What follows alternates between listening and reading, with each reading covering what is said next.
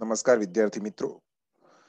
તો યુનિટ 4માં આજે આપણે બીજું પ્રકરણ જોઈશું અને બીજું પ્રકરણ છે કાર્ય જીવનની ગુણવત્તા, જેને આપણે અંગ્રેજીમાં કહીએ છીએ ક્વોલિટી ઓફ વર્કિંગ લાઈફ. હવે વિદ્યાર્થી મિત્રો, કાર્ય જીવનની ગુણવત્તાનો મિનિંગ કંઈક એવો થાય છે કે કર્મચારીઓ કોઈ પણ સંગઠનમાં, કોઈ પણ કંપનીમાં કે સંસ્થામાં કામ કરતા હોય તો એમને પૂરી સગવડ મળવી જોઈએ, એમને કામ કરવામાં કોઈ પણ અગવડતા કે મુશ્કેલીનો સામનો ના કરવો પડે, વ્યવસ્થિત વાતાવરણ મળે અને કર્મચારીને ફક્ત પગાર ઉપરાંત એમને જે વેતન મળે છે એ વેતન ઉપરાંત બીજી પણ ઘણી બધી સગવડ ની જે આશા રાખે છે એ છે કાર્ય જીવનની ગુણવત્તા. જેટલી સારી ગુણવત્તા મળશે એમના વર્કપ્લેસ પર, એમને કાર્ય જીવનમાં, એટલું એ કર્મચારીઓનું જે કહેવાય કે ભાઈ ઉત્પાદન ક્ષમતા એમની વધારે હશે, કાર્ય બહુ સારી રીતે કરશે અને એનાથી કંપનીને જ અલ્ટિમેટલી ફાયદો થાય છે. પરંતુ હવે દાખલા તરીકે કર્મચારીઓ કામ કરે છે, પરંતુ એક કામમાં ઘણી બધી અગવડતા પડે છે, યોગ્ય વાતાવરણ નથી મળતું એમને અને કર્મચારીઓને ઘણી બધી અડચણો ઊભી થાય છે. તો એનાથી શું થશે કે કર્મચારીઓ યોગ્ય રીતે કામ નહીં કરી શકે અને એમને કામ કરવું કદાચ ગમશે પણ નહીં. એવી પરિસ્થિતિમાં શું થશે કે અલ્ટિમેટલી નુકસાન કોને થવાનું છે? તો કામ પૂરું ક્વોલિટી વાળું નહીં થાય, યોગ્ય રીતે કામ પૂરું નહીં થાય, કામ બાકી રહેશે, જે પૂરું થશે એની ક્વોલિટી નહીં હોય, તો એનાથી અલ્ટિમેટલી જે સંસ્થા છે, જે કંપની છે, એને જ નુકસાન થવાનું છે. એટલે દરેક સંસ્થા જે છે, દરેક સંગઠન છે, દરેક કંપની છે, એવું ઈચ્છે છે કે કર્મચારીઓ એમની કંપનીમાં કામ કરતા હોય તો એમને સંપૂર્ણ યોગ્ય માહોલ મળે, એમને વ્યવસ્થિત કાર્ય જે પરિસ્થિતિ જે છે, જે જગ્યા પર એ લોકો કામ કરે છે ત્યાં યોગ્ય વાતાવરણ મળે, એમને બીજી ઘણી બધી ફેસિલિટીઝ મળે, એમને મોટિવેશન મળે, પ્રેરણા મળે, એવા પ્રકારના કાર્યો કરવામાં આવે છે. તો જોઈએ અહીંયા આપણને શું આપ્યું છે. સૌથી પહેલા જોઈશું કર્મચારીઓ માટે તેમની નોકરીનો સમય આનંદમાં વીતે, નોકરીને લીધે તેમને પૂરતું વેતન મળે કે જેથી તેનું કૌટુંબિક જીવન આરામદાયી બને, નોકરી દરમિયાન તેને પૂરતું મહત્વ મળે કે જેથી તેની ગૌરવની લાગણી સંતોષાય, એવી વિચારસરણી એક કાર્ય જીવનની ગુણવત્તા સાથે સંકળાયેલી છે. હવે કામદારોને કે અન્ય કર્મચારીઓ અને અધિકારીઓને ફક્ત નોકરીમાં પગાર મળે તેનાથી સંતોષ નથી. તેને પૂરતો પગાર તો મળવો જ જોઈએ. તે ઉપરાંત તેમની કામગીરીની પરિસ્થિતિ તકલીફ વિનાની હોય, જેમાં પૂરતો પ્રકાશ, હવાની અવર જવર, હરવા ફરવાની પૂરતી જગ્યા અને ખામીયુક્ત સાધનો અને યંત્રોની તે અપેક્ષા રાખે છે. તેને એવા સહકાર્યકરો સાથે કામ કરવું છે જેમની સાથે કામ કરતા તેમને આનંદ આવે છે. એટલે કે ઓફિસમાં એવા લોકો હોવા જોઈએ કે જે બધા સાથે હળી મળીને રહેતા હોય અને બહુ ગ્રુપ જે કહેવાય કે ટીમ સ્પિરિટ જે છે એ જળવાતું હોય, એ રીતે એમને કામ કરવાની મજા પણ આવે છે. હવે આપણે જોઈએ કે તે ઈચ્છે છે કે સંચાલકો જે નિર્ણયો લે તેમાં તેમનો અભિપ્રાય પણ લેવામાં આવે, તેને પૂરતું મહત્વ આપવામાં આવે. તે માટે ઓવરટાઈમ કે ટ્રાન્સફર વગેરે જે નિર્ણયો લેવાય તેના કુટુંબ જીવનને અડચણ ભર્યા ન હોય. આ છે કાર્ય જીવનની ગુણવત્તાનો ખ્યાલ. તો હવે દાખલા તરીકે કંપની એવું ઈચ્છે કે ભાઈ ઓવરટાઈમ કામ કરવાનું છે, કે ભાઈ દાખલા તરીકે સવારમાં 10 થી સાંજે 6 વાગ્યાની જોબ હોય, કંપની કે ભાઈ હવે વર્કલોડ બહુ વધારે છે અને હવે તમારે 8-9 વાગ્યા સુધી કામ કરવું પડશે. તમે જે એક્સ્ટ્રા કામ કરો છો એમનો તમને અલગથી વેતન ચૂકવવામાં આવશે. પરંતુ આવા ઓવરટાઈમમાં પ્રોબ્લેમ એવો થાય કે જે કુટુંબિક જીવન વાળા હોય, જેમને સમયસર ઘરે જવાનું હોય, ફેમિલી હોય, એ લોકોને કદાચ આ વસ્તુ યોગ્ય ના પણ રહે, તો એમના માટે અનકમ્ફર્ટેબલ વસ્તુ ઊભી થશે. એટલે એવું કહેવાય છે કે જે સંચાલકો છે જે કઈ પણ નિર્ણય લે એમાં એમનો પણ ઓપિનિયન લેવામાં આવે, દરેકે દરેક કર્મચારીને સહભાગી બનાવવામાં આવે અને ટ્રાન્સફર કે ઓવરટાઈમ કે વગેરે જે કઈ પણ નિર્ણય લેવાય એમાં એમના કુટુંબી જીવનને અડચણ કરતા ન હોય, એ બધી જ વસ્તુ જે ધ્યાન રાખવામાં આવે છે, એ દરેક વસ્તુને આપણે કહીએ છીએ કાર્ય જીવનની ગુણવત્તા. હવે આપણે આમાં આગળ જોઈશું તો અહીંયા આપણે સમજીશું કે ભાઈ કાર્ય જીવનની ગુણવત્તાનો અર્થ જે છે એ આપણને આપ્યો છે. તો સમજીએ કે ભાઈ અર્થ શું છે, વ્યાખ્યા શું છે. તો સંગઠનમાં કામ કરતી વ્યક્તિઓના જીવનની ગુણવત્તા સુધારવાના ઉદ્દેશથી જે રીતો અપનાવવામાં આવે છે તે બધાનો સમાવેશ કાર્ય જીવનની ગુણવત્તામાં થાય છે. તેની કેટલીક વ્યાખ્યાઓ આપણને અહીંયા આપી છે. સૌથી પહેલી વ્યાખ્યા આપણે જોઈએ કે American society of training and ડેવલપમેન્ટે 1979માં આપેલી વ્યાખ્યા નીચે મુજબ છે. કાર્ય જીવનની ગુણવત્તા એ કાર્ય સંગઠનની એવી પ્રક્રિયા છે જે તેના બધી જ સપાટીના સભ્યોને સંગઠનનું વાતાવરણ, પદ્ધતિઓ, પરિણામોના ઘડતરમાં સક્રિય રીતે ભાગ લેવાનું શક્ય બનાવે છે. આ મૂલ્ય આધારિત પ્રક્રિયાનું બેવડું ધ્યેય સંગઠનની અસરકારકતા વધારવાનું અને કર્મચારીઓના કાર્ય જીવનની ગુણવત્તા સુધારવાનું છે.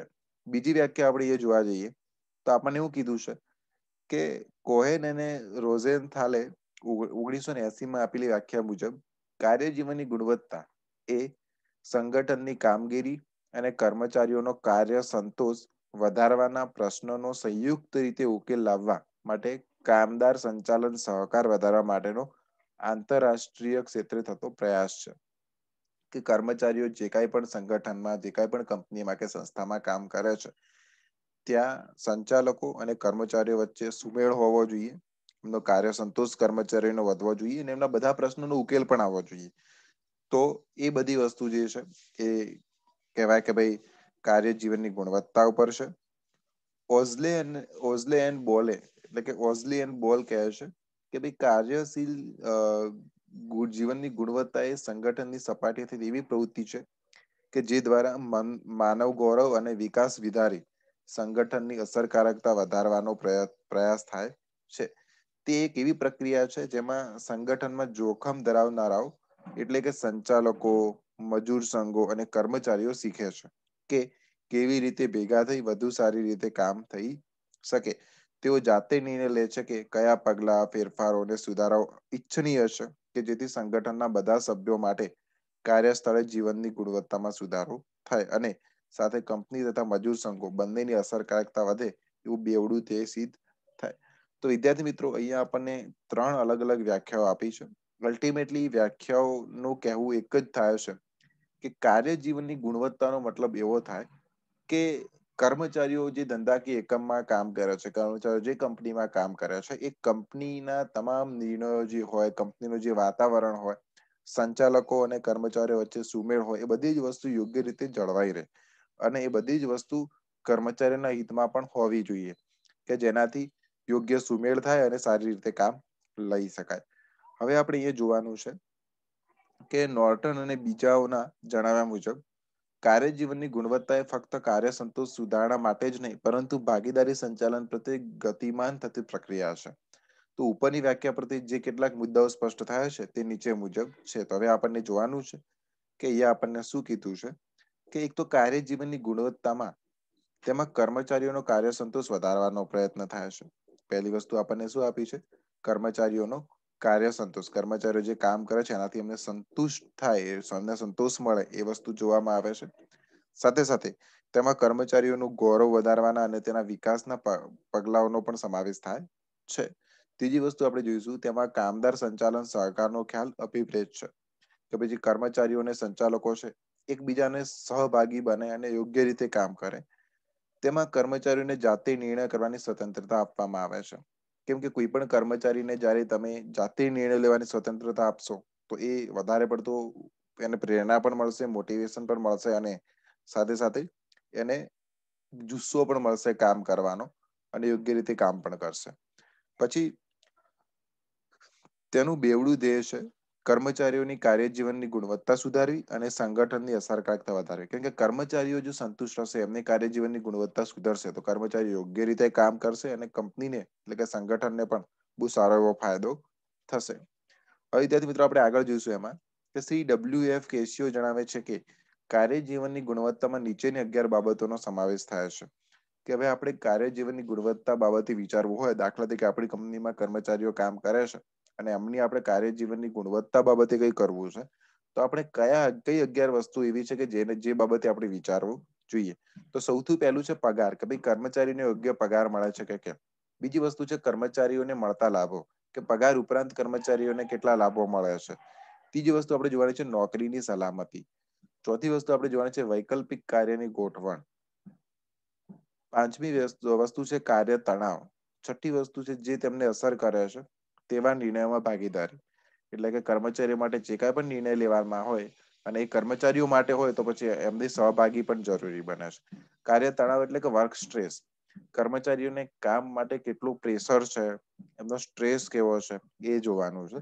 અને વૈકલ્પિક કાર્યની ગોઠવણ એટલે કે કર્મચારી વર્ષો સુધી એક જ જેવું કામ કરે એના કરતા એમને એક જ લેવલ પર અથવા જુદા જુદા લેવલ પર વૈકલ્પિક અલગ અલગ પ્રકારના કાર્યો કરાવવા કે જેનાથી કર્મચારી જે છે એ બહુ કંટાળી ન જાય એક જ પ્રકારના કામથી. એના પછી 7મું છે કાર્યસ્થળે લોકશાહી, કે કોઈ પણ નિર્ણય જે છે એ યોગ્ય રીતે દરેકના હિતમાં લેવાય એ બાબતે લોકશાહી જેવો માહોલ પણ ઉભો થવો જોઈએ, કોઈ પક્ષપાત ન હોવો જોઈએ. નંબર 8 છે નફામાં ભાગ, કે કર્મચારી જેટલું વધારે કામ કરે એટલું એમને યોગ્ય વેતન અને નફામાં ભાગ મળવો જોઈએ. પછી પેન્શનના હકો, તો પેન્શનના હકો બાબતે પણ વિચારણા કરવામાં આવે છે કે ભાઈ કર્મચારી જે છે એને એકવાર નોકરી પૂરી થાય પછી શું સેવા મળવાની છે, અને કામદારોનું કલ્યાણ વધે એવા કંપનીના કાર્યક્રમો. અને 4 દિવસનું અઠવાડિયું અમેરિકા માટે એવું છે કે મિનિમમ 28 દિવસ 4 દિવસનું અઠવાડિયું, એટલે કે ત્યાં એવું છે કે 4 દિવસ જ અઠવાડિયામાં કામ કરવાનું હોય અને બાકી 3 દિવસ રજા હોય છે. તો એ બધી વસ્તુ પણ જોવાની હોય છે. એટલે કે હવે એવું રહ્યો નથી, પરંતુ ઘણી બધી કંપનીઓ સ્ટીલ આ વસ્તુ જોવે છે કે 4 દિવસ વર્કિંગ ડે હોય ને 3 દિવસ વેકેશન હોય, એટલે કે શુક્ર શનિ રવિ જે છે એ વેકેશન હોય. તો આ બધી વસ્તુ જે છે એ પણ જોવામાં આવે છે કે જેનાથી કર્મચારીઓ બહુ સંતુષ્ટ રહે, યોગ્ય રીતે કામ કરે, મોટિવેશન રહે. હવે ત્યારે મિત્રો આપણે બીજું જોવાનું છે કાર્ય જીવનની ગુણવત્તાના લક્ષણો. તો અહીંયા કાર્યશીલ જીવનની ગુણવત્તાની ઉપરની વ્યાખ્યાઓના આધારે તેના મુખ્ય લક્ષણો નીચે પ્રમાણે દર્શાવી શકાય. તો હવે આપણે જોવાના છે. સૌથી પહેલા છે માનવ ગૌરવ અને વિકાસને ઉત્તેજન, કે ભાઈ આ કાર્ય જીવનની ગુણવત્તા જે છે એમાં માનવ ગૌરવ અને વિકાસને ઉત્તેજન મળે છે. અહીં કાર્યનું માનવીયકરણ થતું હોવાથી કર્મચારીઓના ગૌરવ અને વિકાસને ઉત્તેજન મળે છે, કર્મચારીઓનો મોભો જળવાય છે અને તેમને વિકાસની તક પણ મળે છે, કેમ કે આપણે કર્મચારીઓ માટે વિચારીએ છીએ. બીજી લાક્ષણિકતા આપી છે કર્મચારીઓ, કાર્ય અને વ્યવસ્થા તંત્રનો વિચાર, એટલે કે કાર્યશીલ જીવન ગુણવત્તામાં ફક્ત વ્યવસ્થા તંત્રના લાભનો જ નહીં, પરંતુ તેમાં કામ કરતા કર્મચારીઓ અને કર્મચારીઓ જે કામ કરે છે તે ઉપરાંત કાર્યની જગ્યાનો પણ વિચાર કરવામાં આવે છે. વ્યવસ્થા તંત્રમાં મંડળો કે સંઘો નો પણ સમાવેશ થાય છે. વ્યવસ્થા તંત્ર, કાર્ય અને કાર્યવાહી એ ત્રણેયનો એક સાથે વિચાર કરી તેનું સંકલન કરવામાં આવે છે. એટલે ફક્ત કંપનીને જ ફાયદો થાય એવું નહીં, પરંતુ કર્મચારીઓ અને કર્મચારીઓ જે જગ્યા પર કામ કરે છે એ બધી જ વસ્તુનો સંપૂર્ણ એક સાથે ખ્યાલ કરવામાં આવે છે, જેથી આપણે એમ કહી શકીએ કે ભાઈ કર્મચારીઓ, કાર્ય અને વ્યવસ્થા તંત્ર ત્રણેય વસ્તુનો વિચાર કરવામાં આવે છે. ત્રીજી વસ્તુ, આપણે ત્રીજું લક્ષણ જોઈએ તો સહકારથી કાર્ય. વ્યવસ્થા તંત્ર, ઉપરી અધિકારીઓ, ખાતાના વડાઓ અને કર્મચારીઓ અને કામદારો એકબીજા સાથે રહીને સહકારથી કાર્ય કરે તે જરૂરી છે, જેથી સંઘર્ષ ઉદ્ભવતો નથી. તે માટે કયા પગલાઓ, પરિવર્તનો અને સુધારાઓ ઈચ્છનીય છે અને વ્યવહારુ છે તેનો વિચાર પણ કરવામાં આવે છે. તો વિદ્યાર્થી મિત્રો, આપણે અત્યારે જે જોઈ રહ્યા છીએ કે ભાઈ કાર્યશીલ જીવનની ગુણવત્તાના લક્ષણો, એમાં કાર્યશીલ જીવનની ગુણવત્તા, કાર્યશીલ જીવનની ગુણવત્તા એટલે શું કે એવી ગુણવત્તા કે જેમાં કર્મચારીઓ યોગ્ય રીતે કામ કરી શકે, સંતુષ્ટ હોય, એમની બધી સગવડો, સુખ સગવડો આપવામાં આવે. તો એને લક્ષણોમાં આપણે સૌથી પહેલા જોયું માનવ ગૌરવ અને વિકાસને ઉત્તેજન. પછી આપણે જોયું કર્મચારીઓ, કાર્ય અને વ્યવસ્થા તંત્ર. ફક્ત વ્યવસ્થા તંત્ર એટલે કે કંપનીનો જ નહીં, પરંતુ કર્મચારીઓ અને કાર્યનો પણ એ વિચાર કરવામાં આવે છે. ત્રીજું આપણે જોયું સહકારથી કાર્ય થતું હોય છે. અને ચોથું જે છે એ આપણે જોઈશું અહીંયા કાર્ય પરિવર્તન. કર્મચારી એકનું એક કાર્ય કરતા કંટાળો અનુભવે છે, તે દૂર કરવા કાર્ય પરિવર્તન એટલે કે જોબ ચેન્જીસ કરવામાં આવે છે. કાર્ય રચના નો વિચાર થાય છે. એક જ પ્રકારના કાર્યને બદલે કર્મચારીની જુદા જુદા કાર્ય પર ફેરબદલી થાય છે. જવાબદારીમાં વધારો કર્યા સિવાય કાર્ય વિસ્તૃતિકરણ કરવામાં આવે છે. પડકારરૂપ કાર્યની સોંપણી દ્વારા અને જવાબદારીમાં વધારો તથા ઉર્ધ્વગામી કાર્યનો ઉમેરો કરી કાર્ય સમૃદ્ધિકરણ એટલે કે જોબ એનરિચમેન્ટ કરવામાં આવે છે. કર્મચારીઓનું કારકિર્દીનું આયોજન એટલે કે કરિયર પ્લાનિંગ કરી તેને અનુરૂપ કારકિર્દી કરવાના કાર્યક્રમો પણ કરવામાં આવે છે. તો વિદ્યાર્થી મિત્રો, કાર્ય પરિવર્તનમાં આપણે જે આગળના ચેપ્ટર્સ જોયા કે ભાઈ જોબ ડિઝાઇન હોય, જોબ રોટેશન હોય, જોબ એનલાર્જમેન્ટ હોય, જોબ એનરિચમેન્ટ હોય, તો આ બધી વસ્તુ જે છે એ સતત કર્મચારી એકના એક જ પ્રકારનું કામ કરીને કંટાળી ન જાય તેના માટે એને અલગ અલગ પ્રકારના કામમાં ઉમેરો, ઘટાડો, બદલી બધું કરવામાં આવતું હોય છે. પછી આપણે જોઈશું 5મો પોઈન્ટ, તો કર્મચારીઓ અને વ્યવસ્થા તંત્રીય ધ્યેયોનો સુમેળ. તો કર્મચારીના કાર્યોની ગુણવત્તા સુધરે, તેમની શક્તિઓ વિકસે, વ્યવસ્થા તંત્રની અસરકારકતા અને ઉત્પાદકતા વધે, એ રીતે કર્મચારીઓ અને વ્યવસ્થા તંત્રના ઉદ્દેશોનો સુમેળ સાધવામાં આવે છે. કામગીરી મૂલ્યાંકનમાં કર્મચારીઓ, ઉપરી અધિકારીઓ અને વહીવટદારોનો સાથ સહકાર લઈ દરેકની કામગીરીનું મૂલ્યાંકન કરી તેમની ખૂબીઓ અને ખામીઓ શોધી કાઢવામાં આવે છે.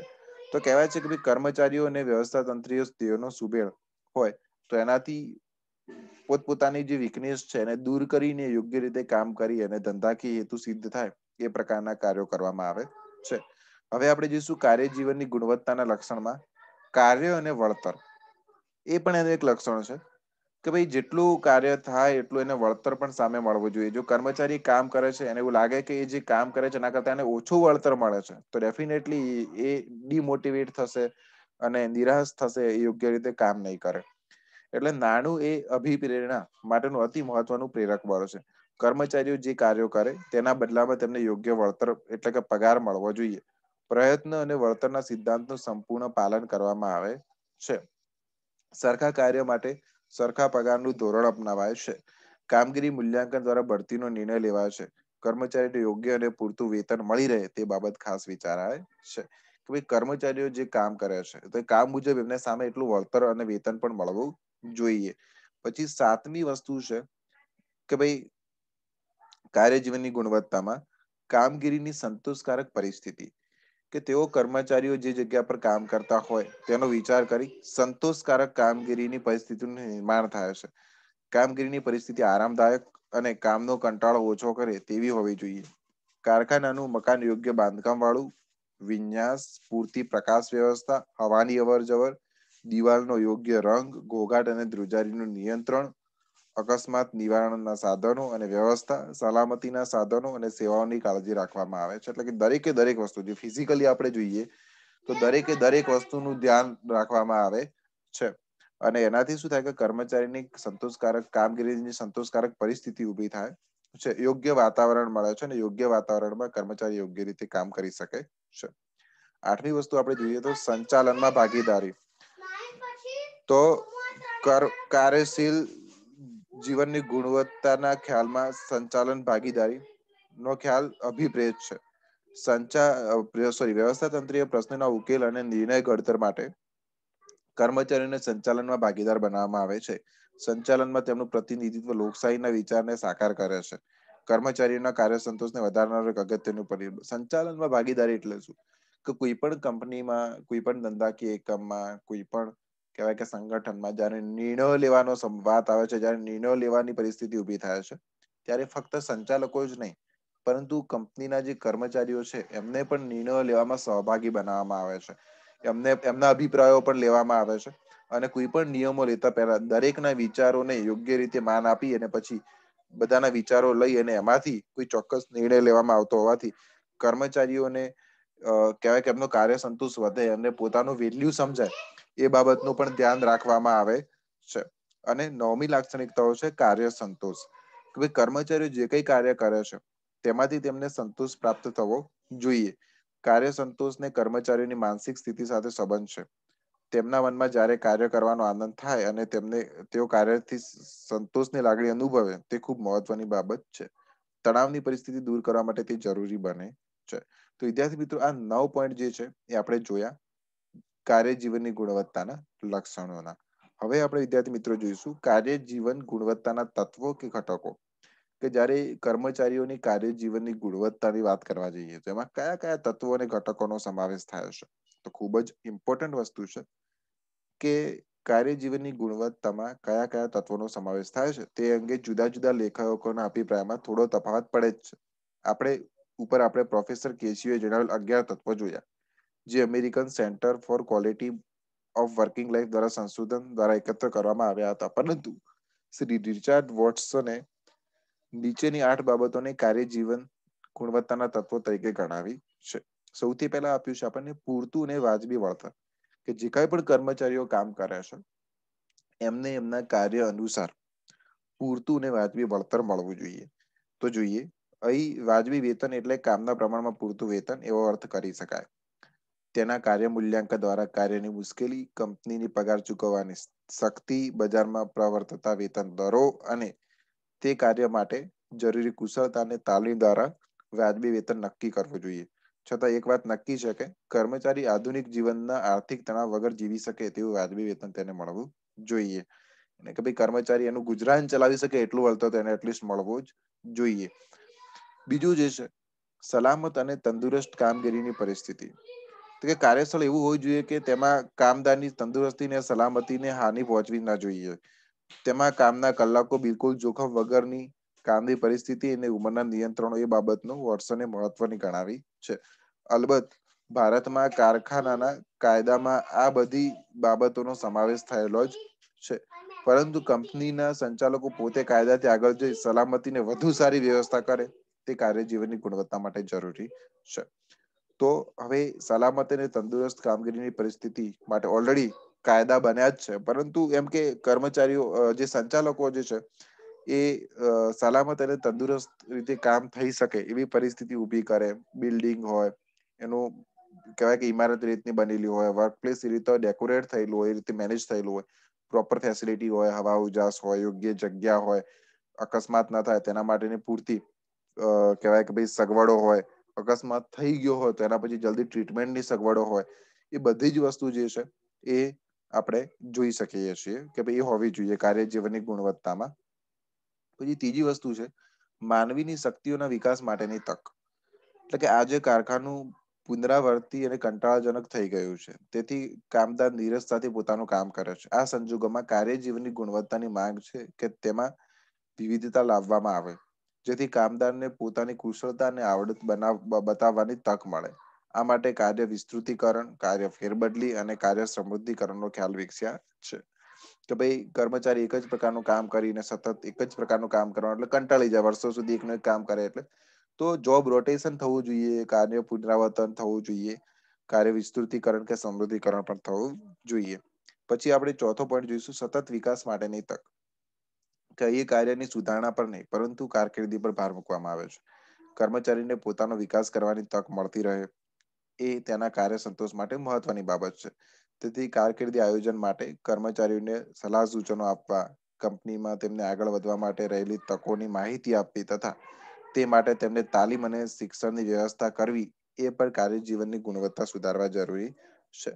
તો વિદ્યાર્થી મિત્રો એ પણ આપણે અહીંયા જોઈ શકીએ છીએ કે કર્મચારીઓ આપણી કંપનીમાં દાખલા તરીકે કામ કરે છે, પણ હવે એમને એટલો ખ્યાલ હોવો જોઈએ કે એમના વિકાસ માટેની તકો કેવી રહેલી છે કે ભાઈ આવનારા 5 વર્ષમાં એ પોતાનો આ રીતે વિકાસ કરીને એટલું પ્રમોશન મેળવી શકે અને એવી પોતાની કારકિર્દી કેવી રીતે બનાવી શકે એ પણ ખૂબ જરૂરી છે. હવે દાખલા તરીકે કર્મચારીને એવું હોય કે ભાઈ હું આ કંપનીમાં 10 વર્ષ કામ કરીશ, તેમ છતાં મારી પરિસ્થિતિ 10 વર્ષ પછી પણ એવી ને એવી સેમ રહેવાની છે, તો એમનામાં કોઈ મોટિવેશન હશે નહીં કામ કરવાનું.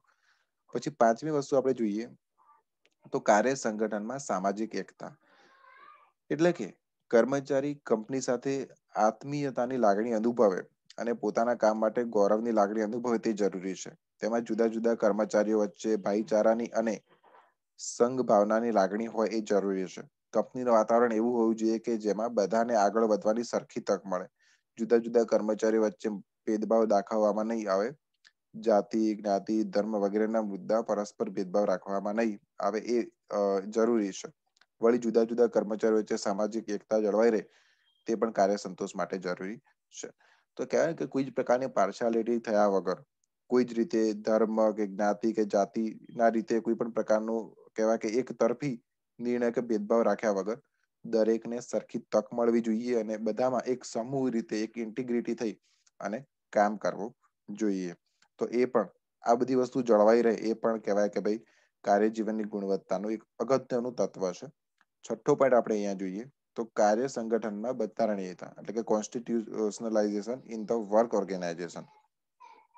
કંપનીના બંધારણ મુજબ કર્મચારીને જે હકો આપવામાં આવ્યા હોય અથવા તો એક મુક્ત નાગરિકને જે હકો દેશના બંધારણમાં મળે છે તેવા હકો તેમને કંપની સંગઠનમાં પણ મળવા જોઈએ.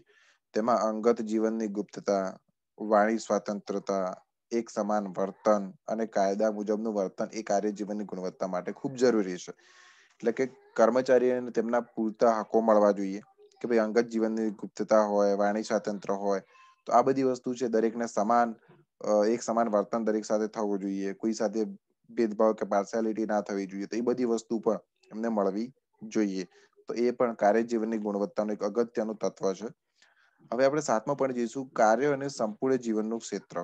એટલે કે કર્મચારીનું કંપનીનું બહારનું જીવન, તેનું કૌટુંબિક પણ કુટુંબ જીવન પણ કાર્યને લીધે તકલીફ વાળું ન બને તે પણ કાર્યજીવનની ગુણવત્તાનો જ એક ભાગ છે. ખાસ કરીને મોડે સુધી કામ કરવું, વારંવાર મુસાફરીએ જવું, વારંવાર ફેરબદલી કરવી વગેરેની અસર મનોવૈજ્ઞાનિક રીતે અને કુટુંબ જીવનની દ્રષ્ટિએ પ્રતિકૂળ છે. તેથી કર્મચારી તણાવમાં રહે છે. તો કર્મચારીનું પર્સનલ અને કૌટુંબિક જીવન, જેનું જે વ્યક્તિગત જીવન છે, એ યોગ્ય રીતે જળવાઈ રહે, વર્કના લીધે, કામના લીધે એના કૌટુંબિક જીવન પર કોઈ ખાસ અસર વિપરીત ના પડે, એ પણ આપણે જોવાનો રહ્યો છે. અને કાર્ય જીવનનો સામાજિક સંબંધ. જો કંપની તેની સામાજિક જવાબદારી નહીં નિભાવે અને સમાજ પ્રત્યે એવું વર્તન કરે કે જે સમાજના હિતમાં ન હોય, તો કર્મચારી તે અંગે શરમ અનુભવે છે. તે કંપનીમાં કામ કરવામાં મળતું ગૌરવ ગુમાવે છે. દાખલા તરીકે, કંપની જળ કે હવાને પ્રદૂષણ ફેલાવતી હોય, હલકી ગુણવત્તાની વસ્તુ બનાવતી હોય, અતિ આક્રમક વેચાણ નીતિ અપનાવતી હોય કે તો તે કર્મચારીના આત્મગૌરવને અસર કરે છે. આવી પ્રતિકૂળતા ન હોય એ કાર્ય જીવનની ગુણવત્તા માટે જરૂરી છે. ઉપર જે 8 તત્વો જણાવ્યા છે તે સામાન્ય રીતે કાર્ય જીવનના મહત્વના તત્વો ગણાવી શકાય. પરંતુ એમ પણ બને છે કે અમુક કર્મચારીઓ માટે આ બધા જ તત્વો મહત્વના ન પણ હોય, કારણ કે કાર્ય જીવનની ગુણવત્તાનો ખ્યાલ એ વ્યક્તિગત સંતોષ કે અસંતોષનું પરિણામ છે. એટલે છેવટે તો કાર્ય જીવનની ગુણવત્તા શી છે તે વ્યક્તિગત કામદાર જ નક્કી કરી શકે. તો વિદ્યાર્થી મિત્રો, આપણે સમજ્યા કે ભાઈ કાર્ય જીવનની જે ગુણવત્તા જે છે એમાં આપણે જોયું કે ભાઈ એના મહત્વના ઘટકો શું છે, એની વ્યાખ્યા શું છે, એના લક્ષણો શું છે. હવે આ પોઈન્ટ આપણે થોડાક રિવાઇઝ કરીશું કે કાર્ય જીવનની ગુણવત્તા એટલે એક્ઝેક્ટલી શું, એના લક્ષણો આપણને શું કહેવા માંગે છે, એના ઘટકો શું કહેવા માંગે છે, એને જોઈએ એકવાર.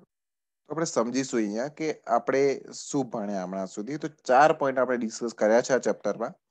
એને ફરીથી એકવાર જોવા જઈએ તો અહીંયા આપણે લક્ષણો તો જોયા જ છે. સૌથી પહેલા આપણે શરૂઆત કરી હતી પ્રસ્તાવનાથી.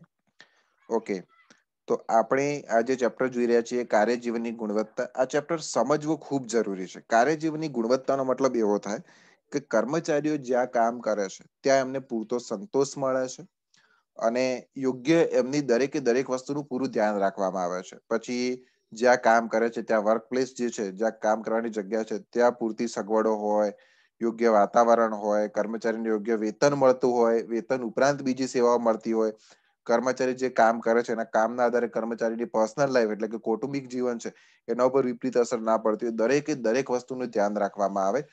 કર્મચારી કામથી સંતુષ્ટ અનુભવતો હોવો જોઈએ. કર્મચારીને એવું લાગવું જોઈએ કે કામ કરવામાં એને આનંદ મળે છે. કોઈ જ પ્રકારની એ કાર્યના કારણે કોઈ જ પ્રકારની એને તકલીફ પડતી નથી. પછી એની પર્સનલ લાઈફ હોય કે એની પ્રોફેશનલ લાઈફ હોય, તો એને કહેવાય કાર્ય જીવનની ગુણવત્તા. બરાબર. અને એમાં આપણે સૌથી પહેલા પ્રસ્તાવના જોઈએ. પ્રસ્તાવનામાં આપણે સમજ્યા કે કાર્ય જીવનની ગુણવત્તામાં કઈ કઈ બાબતનો સમાવેશ થાય છે. પછી આપણે એની અલગ અલગ વ્યાખ્યાઓ જોઈ. વ્યાખ્યાના આધારે આપણે સમજ્યા કે આપણને આ બધી વસ્તુઓ જે છે એ કહેવામાં આવે છે કે કાર્ય જીવનની ગુણવત્તામાં આ 5 વસ્તુ જે છે એના ઉપર ખાસ ભાર મૂકવામાં આવે છે કે ભાઈ તેમાં કર્મચારીઓનો કાર્યસંતોષ વધારવાનો પ્રયત્ન કરવામાં આવે છે. તેમાં કર્મચારીનું ગૌરવ વધારવાના અને તેના વિકાસના પગલાઓનો સમાવેશ થાય છે. તેમાં કામદાર સંચાલનનો સહકારનો ખ્યાલ અભિપ્રેત બન્યો છે. ભાઈ સંચાલકો જે છે અને કર્મચારીઓ છે એમનો સહકાર એકબીજાને મળ્યો રહે. તેમાં કર્મચારીને જાતે નિર્ણય કરવાની સ્વતંત્રતા આપવામાં આવે છે. અને બેવડું ધ્યેય છે. બેવડું ધ્યેય એટલે શું? કર્મચારીઓનો પણ વિકાસ થવો જોઈએ અને સાથે સાથે ધંધાકીય એકમનો એટલે કે કંપનીનો પણ વિકાસ થવો જોઈએ. પછી આપણને 11 તત્વો આપ્યા હતા કે ભાઈ કાર્ય જીવનની ગુણવત્તામાં આ બધી વસ્તુ પર ખાસ ધ્યાન આપવામાં આવે છે. પગાર પૂરતો મળવો જોઈએ, કર્મચારીને બીજા બધા લાભ છે એનો ખાસ ધ્યાન રાખવામાં આવે છે, નોકરીની સલામતીનું ધ્યાન રાખવામાં આવે છે, વૈકલ્પિક કાર્યોની ગોઠવણ એટલે કે જોબ રોટેશન, કર્મચારી સતત એક જ પ્રકારનું કામ કરીને કંટાળી જાય તો એ બધી વસ્તુથી છુટકારો મેળવવા માટે સતત કે જે કહેવાય કે ભાઈ સમયાંતરે પરિવર્તન જોબમાં લાવવાનું હોય છે. કાર્ય તણાવ એટલે કે કર્મચારીને માનસિક રીતે તણાવ રહેતો હોય કામના કારણે તો એ જોવામાં આવે છે. જે તેમને અસર કરે છે એવા નિર્ણયમાં ભાગીદારી. પછી કાર્યસ્થળે લોકશાહી હોય, નફામાં ભાગ હોય, પેન્શનના હકો હોય, આ બધા જે 11 તત્વો જે છે એના ઉપર ખાસ કરીને ભાર મૂકવામાં આવે છે. એ કાર્ય જીવનની ગુણવત્તાના તત્વો છે. એના પછી આપણે લક્ષણો જોયા કે ભાઈ એમાં લક્ષણોમાં આપણે જોયું કે માનવ ગૌરવ અને વિકાસને ઉત્તેજન મળે છે. કર્મચારીઓ કાર્યોને બધાનો સર્વગ્રાહી વિચાર કરવામાં આવે છે. સહકારથી કાર્ય બને છે. કાર્ય પરિવર્તન લાવવામાં આવે છે કે ભાઈ કર્મચારી સતત એક જ પ્રકારના કામ કરીને કંટાળો અનુભવે તો એના કામમાં પરિવર્તન લાવવામાં આવે છે. કર્મચારીઓ અને વ્યવસ્થા તંત્રીય ધ્યેયોનો સુમેળ હોય છે. જેટલું કાર્ય એ મુજબ એને વળતર પણ મળવું જોઈએ. પછી કર્મચારીની કામગીરી સંતોષકારક પરિસ્થિતિ હોવી જોઈએ કે ભાઈ પૂરતી પ્રકાશવાળી વ્યવસ્થા હોય, હવાની અવર જવરો, દિવાલનો યોગ્ય રંગ, દરેકે દરેક વસ્તુનું પૂરેપૂરું ધ્યાન રાખવામાં આવતું હોય છે. સંચાલનમાં ભાગીદારી પણ હોય છે કે ભાઈ કર્મચારીઓને નિર્ણય ઘડતર માટે, કોઈ પણ પ્રશ્નના ઉકેલ માટે કે ભાઈ એમાં કર્મચારીને વધુમાં વધુ સંતોષ કેવી રીતે મળે એ બાબતનું ધ્યાન રાખવામાં આવે છે. કાર્ય સંતોષ છે એ પણ કંઈક એવું જ આપણને કહે છે. પછી આપણે ચોથો પાઠ છેલ્લો જોઈએ કે ભાઈ કાર્ય જીવન ગુણવત્તાના તત્વો કે ઘટકો. તો એમાં એમ કે આ બધી વસ્તુ જે છે એના પર ખાસ જોવામાં આવે છે કે ભાઈ કર્મચારીને પૂરતું ને યોગ્ય વ્યાજબી વળતર મળે, સલામત અને તંદુરસ્ત કામગીરીની પરિસ્થિતિ જળવાઈ રહે, પછી માનવીની શક્તિઓના વિકાસ માટેની તક મળે, સતત વિકાસ માટેની તક મળે કે ભાઈ કર્મચારીઓ જે છે એ કંપનીમાં કે કોઈ પણ ધંધાકીય એકમમાં કામ કરીને તેમનો વિકાસ કરી શકે, એમને યોગ્ય તક મળે. પછી આપણે જોયું કાર્ય સંગઠનમાં સામાજિક એકતા હોવી જોઈએ કે ભાઈ સમૂહ એક ઇન્ટિગ્રેશન થઈને કામ કરવાનો હોય છે. પછી કાર્ય સંગઠનમાં બંધારણીયતા હોય છે કે ભાઈ કર્મચારીને એમના પૂરા હકો મળવા જોઈએ કે ભાઈ એમના અંગત જીવનની ગુપ્તતા હોય કે ભાઈ વાણી સ્વાતંત્ર્ય એટલે એમને કહેવાય કે right to or freedom of speech આપણે જેને કહેતા હોઈએ કે ભાઈ કર્મચારી જે છે ને ફ્રીડમ ઓફ સ્પીચ હોવી જોઈએ, એના ઉપર કોઈ પણ પ્રકારનો એવો અંકુશ ના હોવો જોઈએ. પછી દરેકે દરેક કર્મચારી સાથે એક સમાન વર્તન થવું જોઈએ, કાયદા મુજબનું વર્તન એ કાયદાકીય કાર્ય જીવનની ગુણવત્તા કહેવાય છે. પછી આપણે જોયું કે ભાઈ કાર્ય અને સંપૂર્ણ જીવનનું ક્ષેત્ર જે છે એ અને કાર્ય જીવનનો સામાજિક સંબંધ. તો અહીં આપણે જે 8 જે છે એના ઇમ્પોર્ટન્ટ ઘટકો જોયા કે ભાઈ કાર્ય જીવનની ગુણવત્તામાં આ 8 વસ્તુનું ખાસ ધ્યાન રાખવામાં આવે છે. હવે વિદ્યાર્થી મિત્રો આપણે જોઈશું કાર્ય જીવનની ગુણવત્તા, કાર્યક્રમના પગલા કે વ્યૂહરચના.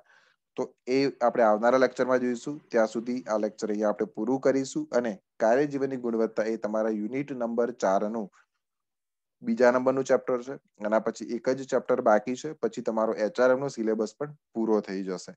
તો તમારે જે અપલોડ કરેલા લેક્ચર્સ છે યુટ્યુબ પર એ ખાસ જોવા અને કોઈ પણ ટોપિકમાં કદાચ તમને ખબર ના પડતી હોય અને કોઈ પણ પ્રકારનો ક્વેરીઝ કે કન્ફ્યુઝન હોય તો તમે મને જાણ કરી શકો છો. એ ટોપિક માટે આપણે પર્સનલી એક અલગથી વિડીયો લેક્ચર બનાવીશું અને તમને એ ટોપિક સોલ્વ થઈ જાય એવો પ્રયત્ન પણ કરીશું. ત્યાં સુધી ગુડ બાય.